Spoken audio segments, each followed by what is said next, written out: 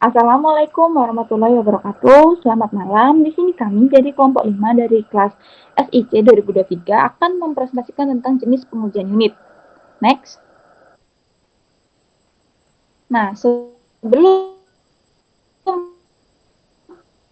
ke materinya, saya akan memperkenalkan beberapa kelompok kami. Yang pertama ada saya sendiri, yaitu Ira Ferani dengan NIM 079. Terus ada Renata Pantas 85, ada dan terakhir 45 dengan NIM 08, ada Rika biasa dengan NIM 098. Next.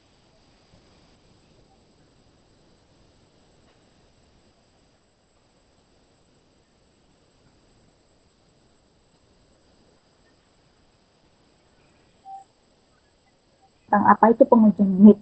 Pengujian unit adalah praktik mendasar dalam pengembangan perangkat lunak yang bertujuan untuk memastikan keandalan dan fungsionalitas dari sebuah kode.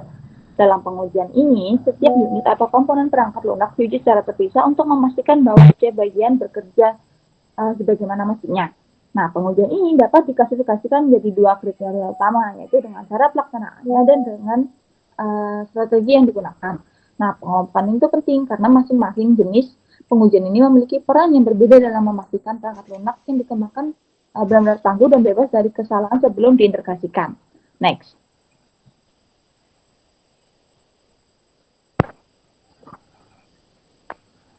Nah, uh, ada tujuan dari pengujian unit. Nah, kenapa sih kita perlu melakukan pengujian unit? Yang pertama ada memvalidasi fungsi dari setiap unit kode.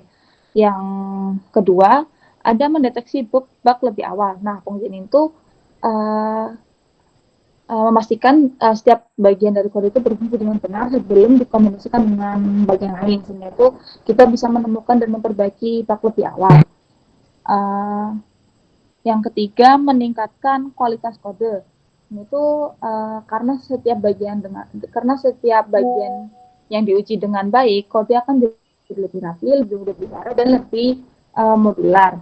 Yang keempat ada mengurangi biaya bug.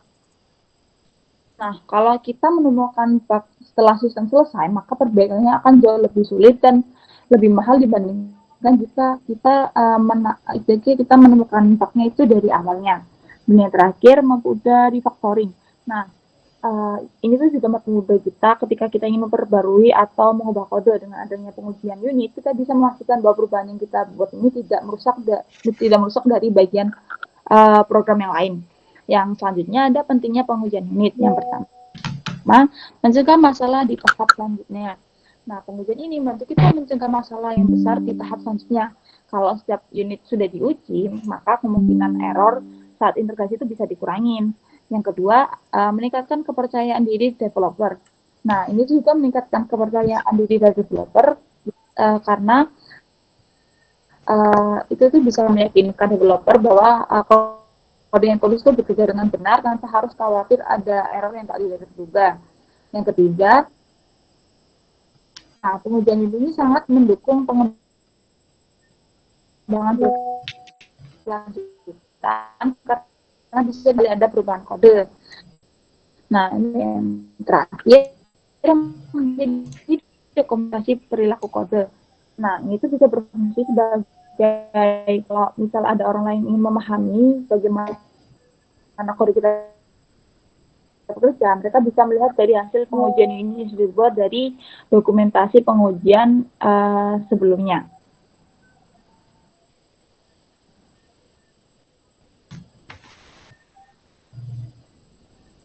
Oke, selanjutnya ada jenis-jenis pengujian unit berdasarkan eksekusinya.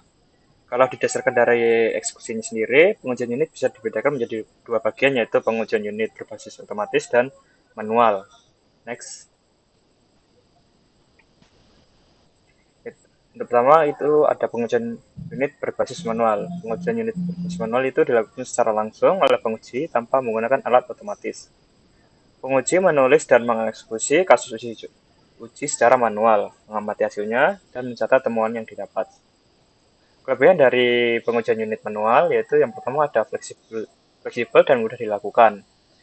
Karena tidak memerlukan alat atau skrip otomatis, hal ini mengakibatkan bisa dilakukan dengan cepat tanpa persiapan teknis tambahan.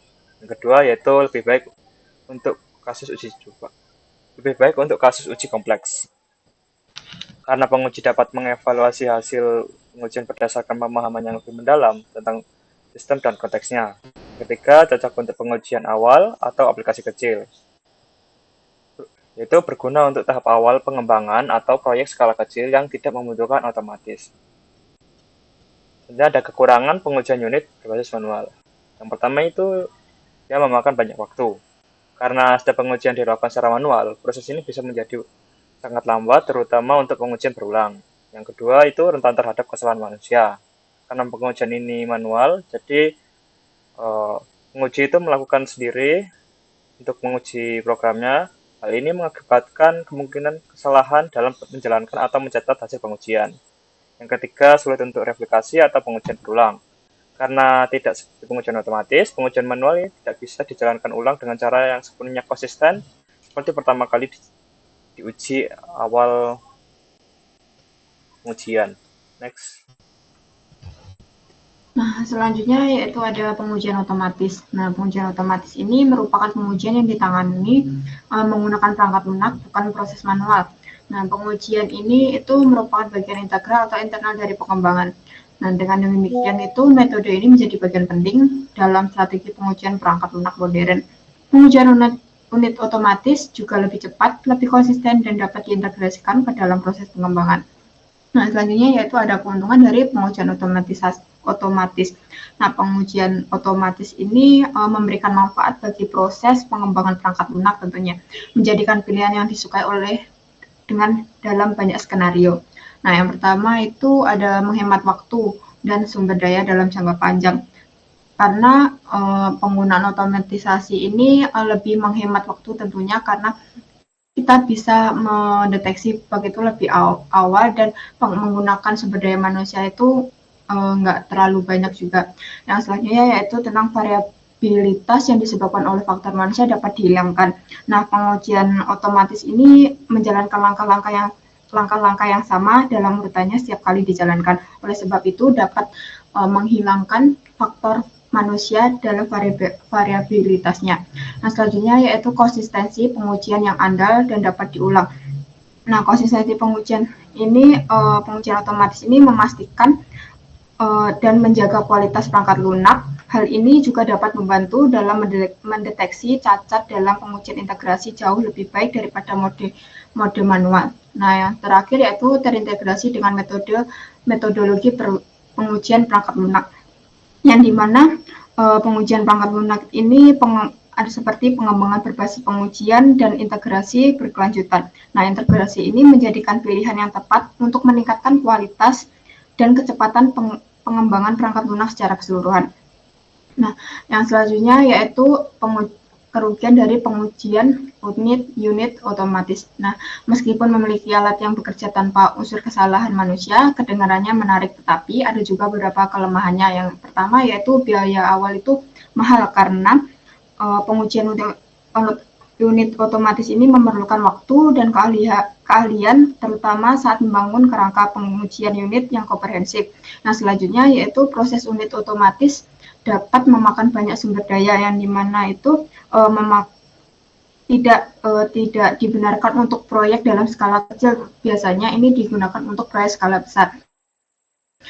Yang ketiga yaitu bisa kurang fleksibel karena pengujian ini dirancang untuk mengikuti serangkaian instruksi yang telah ditentukan sebelumnya dan mungkin tidak mendeteksi masalah tak terduga yang dapat terdeteksi oleh pengujian manusia.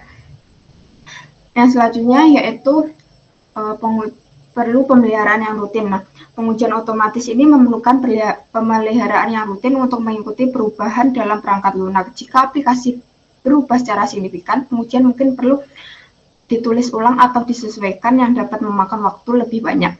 Yang selanjutnya dan yang terakhir yaitu cocok untuk skenario pengujian eksploratif dan atau ad hoc.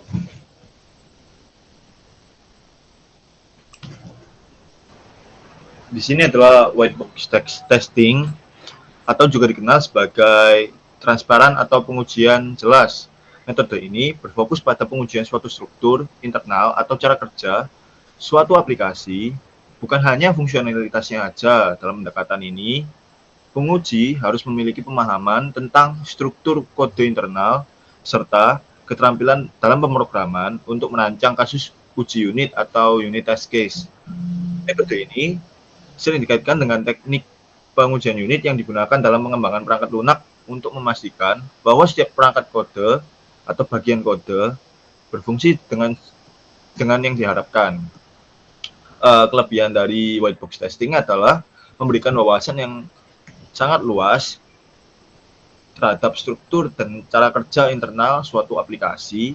Dengan memahami bagaimana cara kode bekerja secara langsung, penguji dapat mengidentifikasikan berbagai kemungkinan masalah yang mungkin akan terjadi dan tidak terlihat dalam pengujian berbasis fungsionalitas.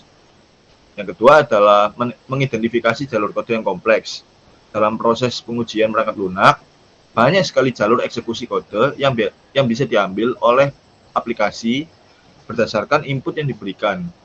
Nah, white box testing ini memungkinkan penguji untuk menguji berbagai jalur kode secara mendalam untuk memastikan bahwa semua skenario dapat berjalan dengan baik dan bebas dari kesalahan logika atau bug yang tersembunyi. Meningkatkan kualitas dan optimisasi kerja kode. Metode ini tidak hanya mendeteksikan bug, tapi juga membantu dalam optimalisasi kode. Dengan memahami bagaimana kode ini ditulis dan bagaimana fungsinya, penguji atau tester ini dapat memberikan masukan kepada pengembang untuk meningkatkan efisiensi, mengurangi redundansi, serta memperbaiki performa aplikasi secara keseluruhan. Mendeteksi bagian kode yang perlu ditingkatkan. Dikarenakan kita ini penguji ini disuruh untuk mengetahui apa yang ada di dalamnya, jadi pengujinya itu bisa mendeteksi bagian-bagian kode yang mungkin kurang, mungkin harus ditingkatkan gitu. Next, ada membantu developer untuk meningkatkan performa kode. Karena white box testing ini dilakukan dengan pemahaman kode yang mendalam, pengembang dapat menggunakan hasil dari pengujian untuk menyempurnakan struktur kode dengan melakukan optimisasi berdasarkan hasil pengujian. Next, ada kekurangannya. Rumit dan memakan waktu. Dibandingkan dengan metode-metode lain seperti black box, white box, ini lebih memakan waktu karena penguji harus memahami kode secara menyeluruh, mengidentifikasi jalur eksekusi yang relevan, hingga menyiapkan berbagai skenario pengujian yang komprehensif. Memerlukan keahlian pemrograman tingkat tinggi. Dikarenakan penguji harus tahu bagian-bagian kode yang tertentu, maka harus memiliki keahlian pemrograman yang tinggi, serta pemahaman mendalam tentang arsitektur perangkat, dan menjadikan white box ini tidak selalu cocok untuk semua tim pengujian, terutama jika mereka tidak memiliki pengalaman dalam bidang pemrograman. Kurang efektif dalam mendeteksi fungsionalitas yang hilang. White box berfokus pada kode bekerja secara internal, tapi tidak selalu efektif dalam menemukan fitur yang tidak ada atau belum diimplementasikan. Jika ada bagian dari aplikasi yang seharusnya ada tapi tidak dibuat oleh pengembang, white box testing mungkin tidak dapat untuk mendeteksinya karena metode ini lebih ke jalur yang udah ada. Next. Selanjutnya ada black box testing. Metode tes yang mengujikan struktur, desain, implementasi internal yang tidak diketahui item kepada sang penguji. Metode ini menggunakan pengujian fungsional sebagai jaminan kualitas perangkat lunak. Pengujian ini berfokus kepada output sebagai respon dari input yang dipilih dan kondisi eksekusi. Next. Nah, di sini ada kelebihan dan kekurangan dari black box testing. Kelebihannya yang pertama yaitu pengujian tidak memerlukan pengetahuan tentang bahasa pemrograman dan struktur yang terimplementasi. Yang kedua, metode ini juga sangat efektif dalam menguji antarmuka pengguna dan komponen perangkat lunak yang lain yang berhubungan dengan pengguna, karena metode ini mengevaluasi sistem dari sudut pandang pengguna. Yang ketiga, ada sangat baik untuk memastikan bahwa perangkat lunak memenuhi spesifikasi fungsionalnya. Lalu ada kekurangannya. Black box testing mungkin melewatkan masalah yang tak terlihat tertentu dalam kode karena tidak memeriksa secara internal program tersebut.